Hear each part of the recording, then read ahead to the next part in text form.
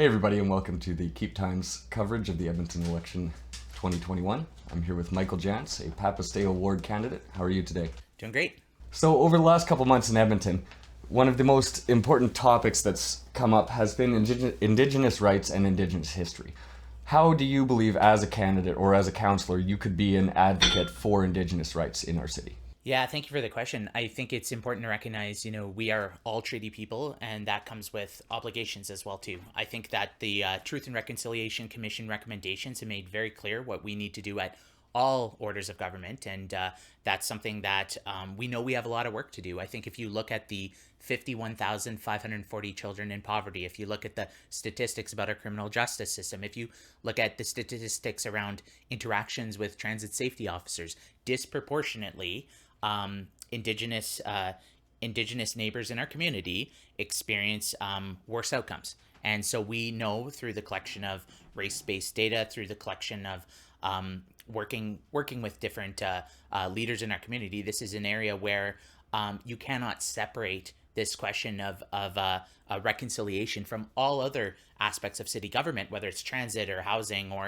or social services. So it's something I think we all need to be concerned about. And in my platform where I talk about building a safe, inclusive, just city for all, this is what I'm talking about, a city where we all feel welcomed. We all feel that we belong. We all feel that sense. And as a school trustee for the last 11 years, that's something that we've been trying to do a better job of in the school system. And it's something I've advocated for. And ranging from small things like renaming Oliver School because of its racist legacy, or Dan Knott School, to trying to push larger conversations around action from the provincial and federal government for a more just and inclusive school system. So I have a lot of experience in all of the different roles that I played in trying to advance these conversations around justice, because we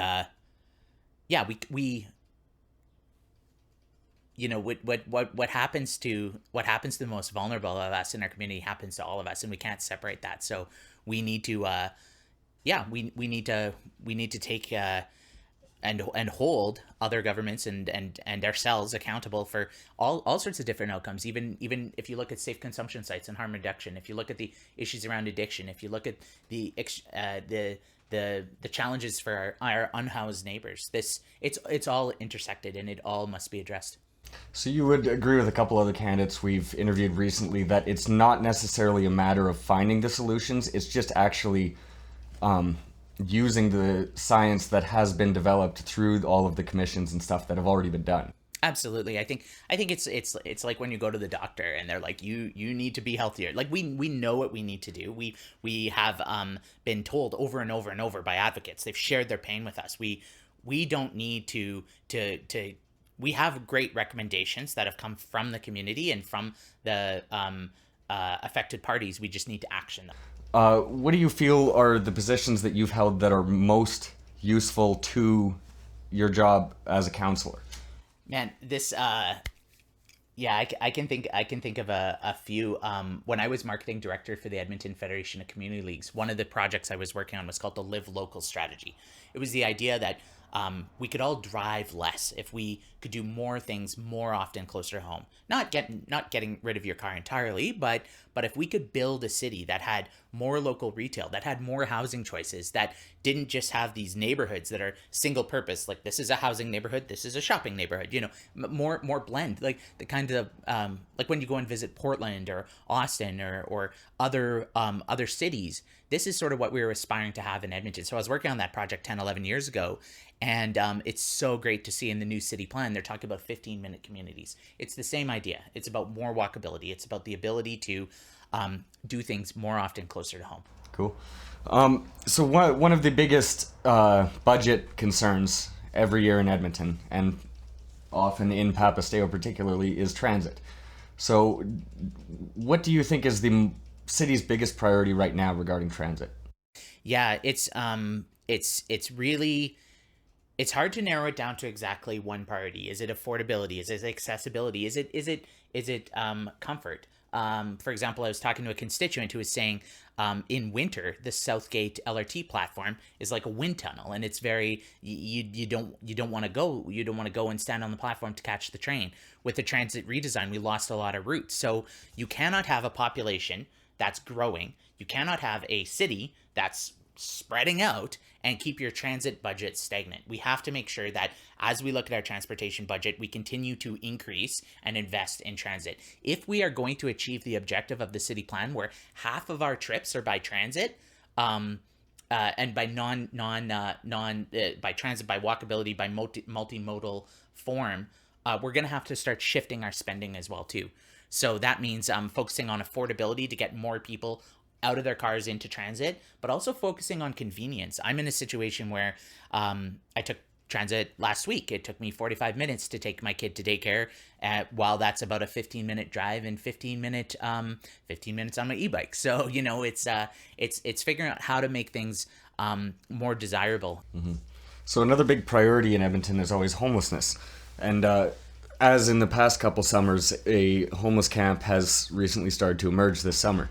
So what do you think is the city's best course of action to respond to that current homeless camp? So first of all, I think that if people are choosing not to go into the shelters and not to go into housing, you need to listen to them. Why? Is it safety? Is it feeling unwelcome because of religious reasons, or it's not culturally responsive? Is it a concern about violence? Talking to neighbors around our community, I've heard a variety of reasons, but I think it's important. Even during COVID, like, there were concerns about pandemic safety. So I think it's really important to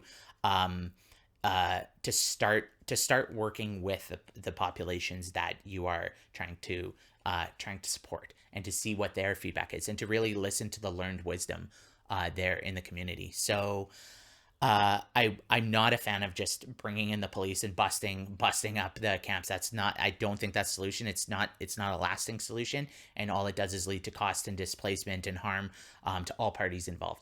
So I'm a fan of interventions that help bring people to the lasting solution of housing. I'm in favor of going in and working with the neighbors, building trust, and figuring out how do we get to a better outcome together. But I want to take an even step further back, and we're doing a really good job right now, I think, of talking about homelessness, our unhoused neighbors. But I feel like what we need to do as a community is go one step back and say, so what can we do for the people who are at risk of becoming homeless? What can we do to eliminate not just child poverty, but poverty writ large across our community? End Poverty Edmonton has 6 fantastic recommendations, ranging from childcare to transportation to ending racism. We know all of these factors together create homelessness in the first place. So if we are serious about having a lasting solution where no one has to sleep outside, we need to get back to the root causes here. What can we do to make, as city council, what can we do to keep our transit system more affordable? What is our role to play in making sure that there is a greater supply of safe, welcoming, affordable housing?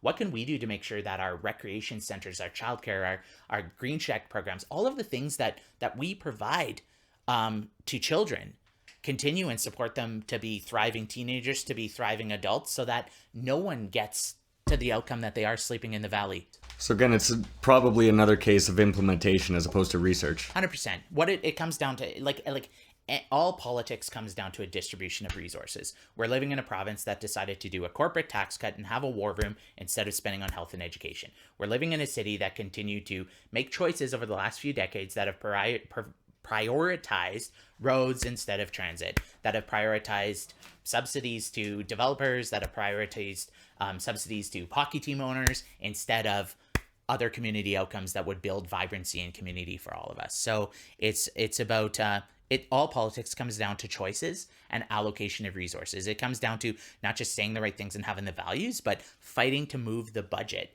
to a better outcome. And I understand this from being at the board, where you're one vote at the table. And so you need to work with your colleagues to get to a better outcome. And sometimes you win, sometimes you lose.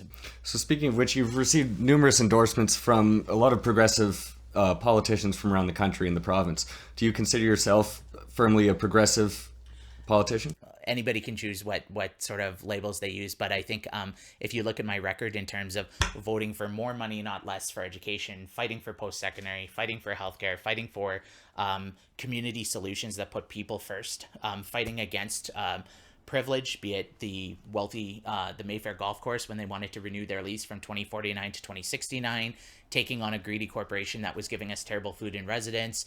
I mean, it's I've always had a very people community focused politics, and that's guided me and will continue to guide me. So for me, it's the whole idea of putting the public interest first, and I talk about that on my platform. The idea that now more than ever, we need to come together as a community and think about, like, we understand how important public libraries are.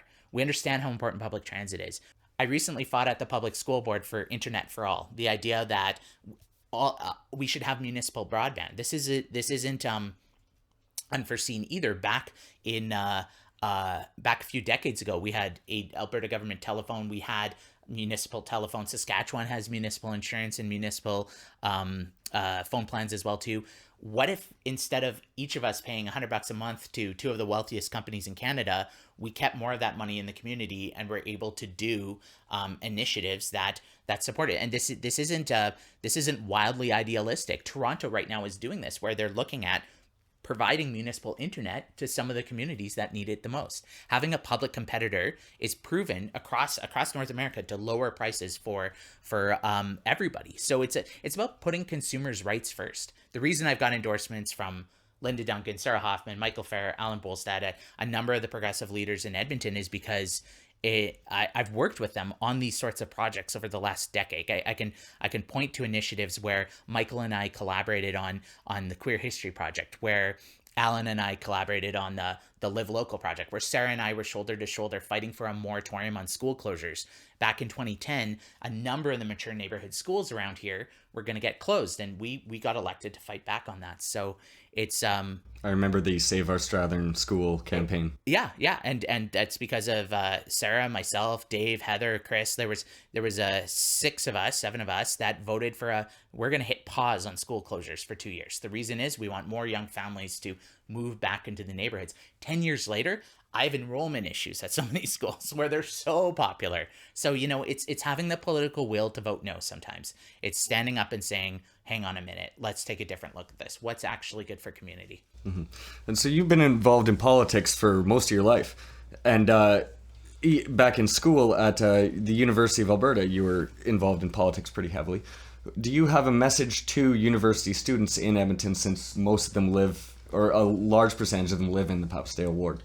Whether it's high school students, junior high students, university students, the thing I would say is, like, get involved. Honestly, get involved. The first day when I arrived at the U of A, I walked into Clubs Fair at the Butterdome, and I signed up for every single thing, from flair bartending to scuba diving to debate club to Model United Nations to Ultimate Frisbee. I signed up for everything. I remember the scuba diving club because it was right next door to our music club when I went there. Yeah. Sign up for everything. You never know who you'll meet. You never know what you do. It's just recently I was out door knocking, and I encountered a young man, and I was talking to him and his mom, and he's going into grade 11 at a high school here in Edmonton, and he said, I'm interested in getting involved in politics. Can I join you door knocking? And sure. So he's come out with me a couple of times, and it's a chance to talk about and for me to provide a little bit of mentorship, as others did to me, and I would say, when in doubt, just get involved. Cool. Well, thanks for coming in. Thanks for having me. And this has been Clint Hoekstra and Michael Janz for the Edmonton election 2021, covered by the Keep Times. Peace.